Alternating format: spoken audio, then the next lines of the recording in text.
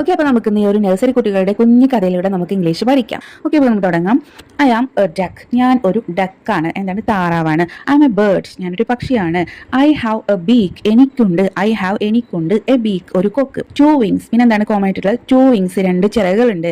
And stout body. പിന്നെ എന്തുണ്ട്? Stout body, തടിച്ച ഒരു ശരീരമുണ്ട്. I eat. ഞാൻ കഴിക്കും. എന്ത്? ഇൻസെക്ട്സ്, ഓരോ കുഞ്ഞു പ്രാണികളെയാണ് ഞാൻ കഴിക്കുന്നത്. സ്നെയിൽസ്, ഒച്ചുകളെയാണ് ഞാൻ കഴിക്കുന്നത്. And seeds. പിന്നെന്താണ്?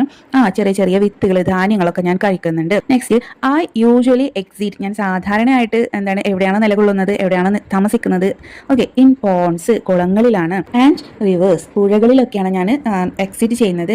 Next, I can swim. എനിക്ക് നീന്താൻ കഴിയും. വെൽ, വളരെ നന്നായിട്ട്.